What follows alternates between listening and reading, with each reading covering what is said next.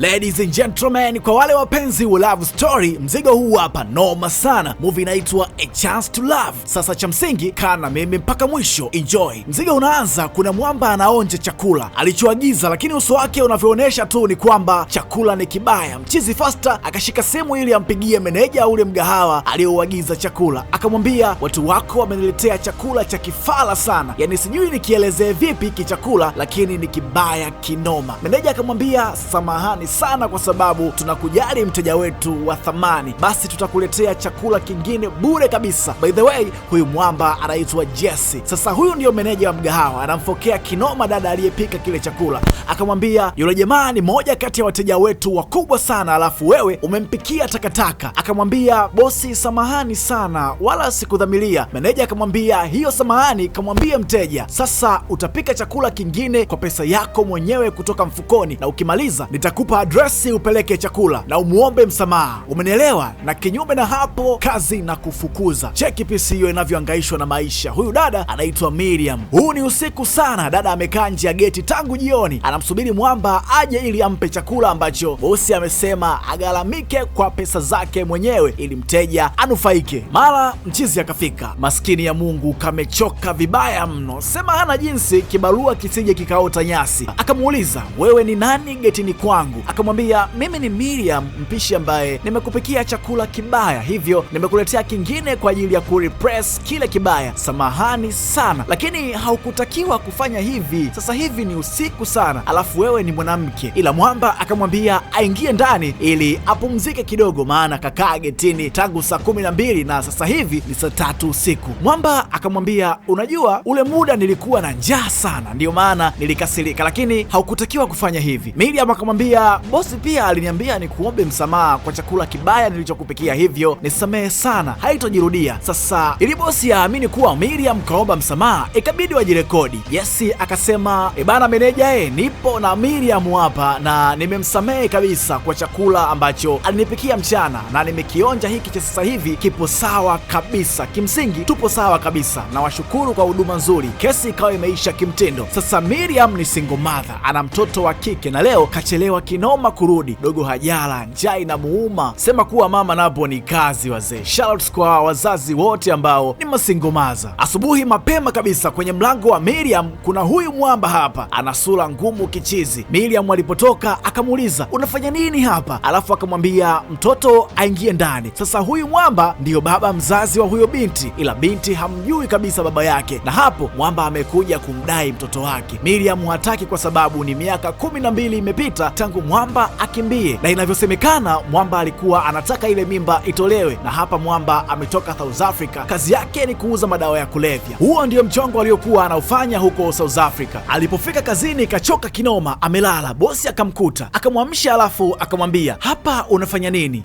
Nimekaa tu nasubiri kama kutakuwa na oda. Meneja akamwangalia sana, alafu akamuuliza Miriam, ulifanya nini jana na yule jamaa uliyempelekea chakula? Jamaa gani bosi? Mr. Jesse. Kwa nini sasa hivi kila akiagiza chakula anataka upeleke wewe? Ulimpa nini? Miriam akasema sijampa chochote zaidi ya chakula nilichopeleka. Kimsingi bosi anahisi Miriam na Jesse walifanya mapenzi, ndio maana sasa hivi Jesse akitaka chakula lazima atake kipelekwe na Miriam. Kimsingi hapa bosi naye anautaka mzigo, ndio maana kama anaona wivu hivi changamoto yake hafunguki, yeye anamnanga tu binti wa watu. Alipopeleka chakula mwamba akampa tip. Ukiona hela imewekwa kwenye bahasha ujue sio 10,000, ni kuanzia laki hivi. Miriam alipotoka mwamba akabaki mwenyewe, ila ni kama anamuwaza sana Miriam. Mama mwenye nyumba wa Miriam kapokea malalamiko kutoka kwa wapangaji wenzake kuwa Miriam anapiga sana kelele yeye na mzazi mwenzake wanapokuwa wanamgombania mtoto. Sasa kaja kumpa onyo kuwa muda wake wa kukaa hapo unahesabika kama ataendelea kusumbua wapangaji wenzake. Lakini aliporudi ndani mtoto akamuuliza kuwa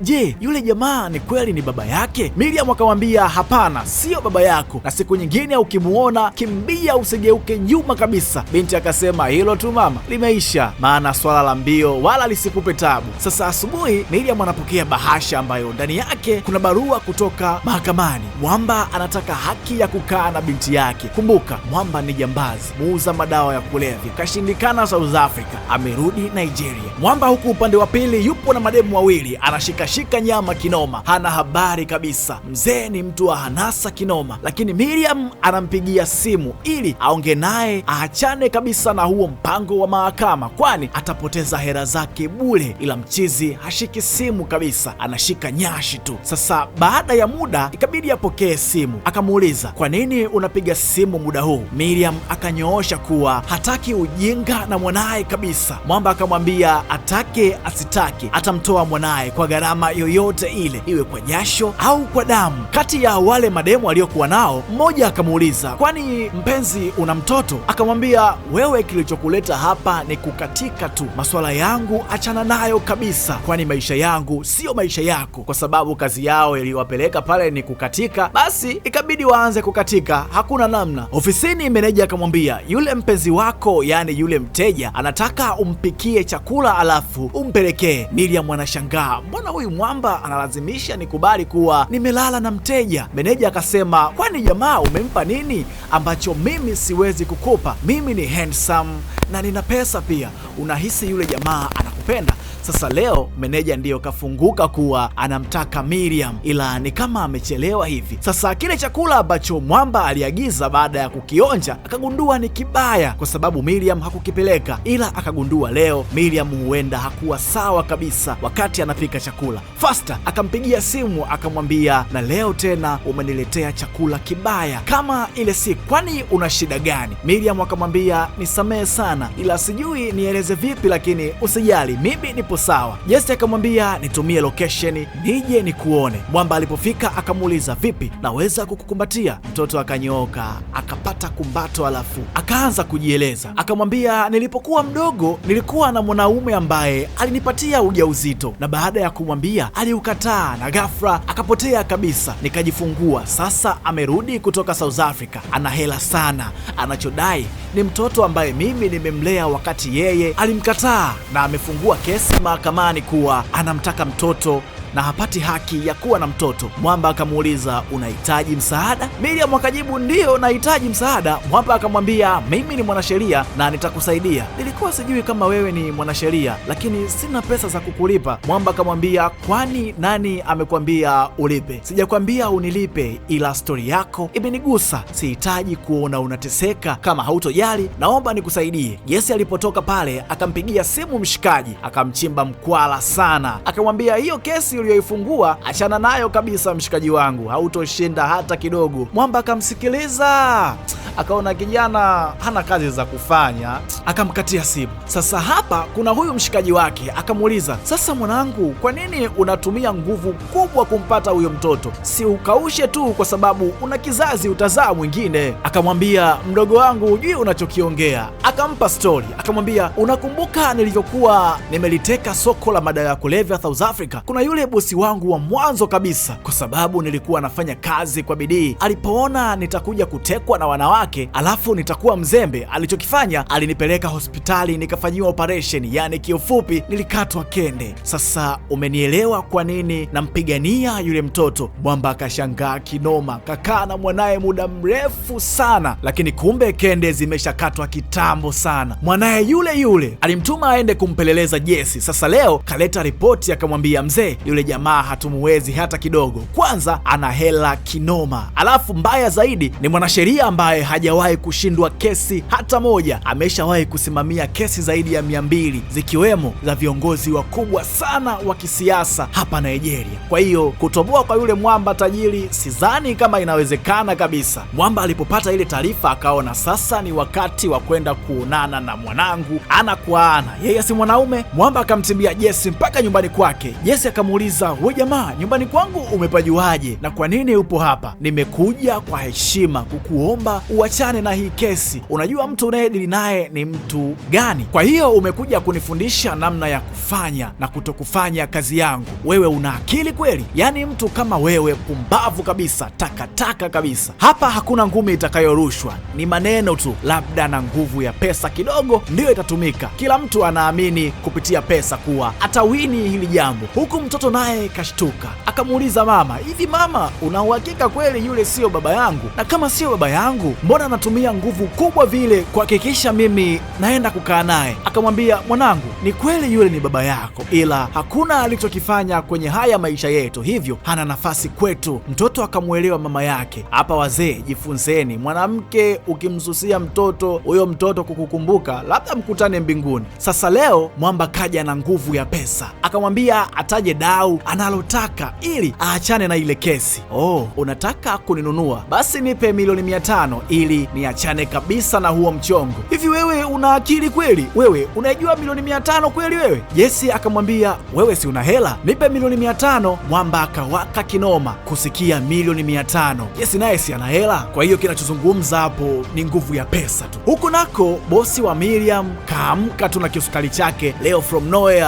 akamfukuza kazi Miriam. Mwamba kaona imekuwa ngumu kufikiriwa, bora amfukuze tu. Sasa yule baba wa mtoto akamfuata tena Jesse akamwambia, nitakupa hiyo milioni 500 kama tulivyoongea, uachane na hiyo kesi. Jesse akamwambia, kama unaweza kunipa milioni 500 ili niachane na hii kesi, mzee, umechelewa sana. Alafu natamani kujua ni kwa nini unatumia nguvu nyingi sana kumpata huyu mtoto. Lile dau la milioni 500 limeexpire, nipe bilioni 1 niachane na hii kesi kabisa, na kuhakikishia ukinipa bilioni 1 mimi hiyo kesi naachana nayo kabisa. Mwamba anazidi kuchanganyikiwa kinoma. Jesse anapiga haya mashuti kwa sababu yeye mwenyewe ana hela vibaya mno. Jesse akaona ni bora kwenda na muda faster, akamhamisha Miriam na mwanaye nyumbani kwake ili iwe rahisi kuwa na Miriam. Sasa leo Jesse ametulia ndani anafanya kazi zake, mara Miriam akaingia chumbani na nguo ya kulalia tu. Hiki ni kitu kigeni kabisa kwa Jesse. Jesse anashangaa. Miriam akamwambia Jesse, asante kwa kila kitu ambacho umenifanyia mimi na mwanangu. Jesse akasema, wala hauna haja ya kunishukuru, nimefanya hivyo kwa mapenzi ya moyo wangu tu. Miriam akamwambia, sina kitu cha kukulipa, ila nilicho nacho ni mwili wangu tu. Miriam akavua nguo, anataka amtunuku Jesse. Najua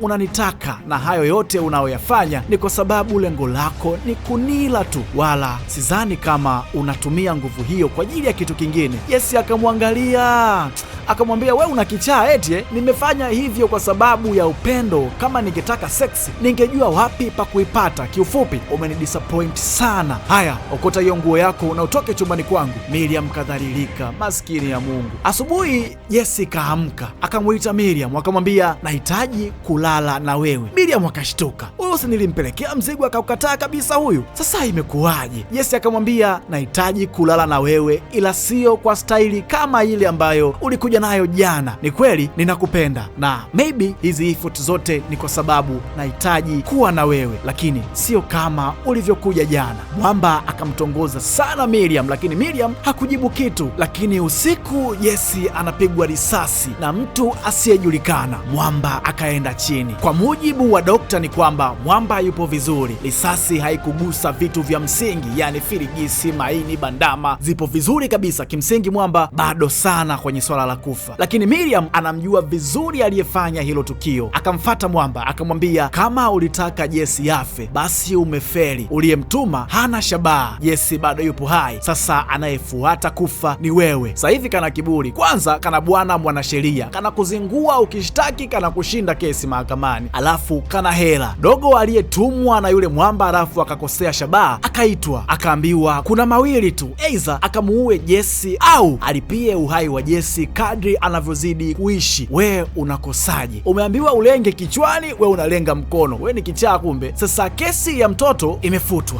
Lengo la Jesse Mwamba aende jela, na kigezo ni kwamba alifanya jaribio la kumuua, akamtengenezea mtego ili akubali, na kweli Mwamba akakiri kuwa yeye ndiye aliyetaka kumuua. Jesse akamwingiza kwenye mtego mwingine tena wa biashara ya madawa ya kulevya aliyokuwa anaifanya kule South. Kwa hiyo Mwamba alivyoingia na kwenye mtego wa madawa ya kulevya South, Jesse akawa na uhakika kabisa kwamba huyu Mwamba hapa hatoboi, kwa sababu ataenda kushtakiwa na mahakama ya South Africa. Nitakachokifanya mimi ni kusaidia tu mahakama ya South ije kumkamata. Pale pale polisi wakafika na Mwamba anaenda mahakamani kwa kosa la mauaji na uuzaji wa dawa za kulevya. Maana yake huyu sio wa kutoka leo. Sasa kwa sababu Mwamba mwamba kaenda jela. Mzigo unaishia Miriam anampongeza Jesse kwa kazi ngumu aliyokumbana nayo. Yaani mwanetu leo swala la kulala halipo kabisa, mzigo upo nje.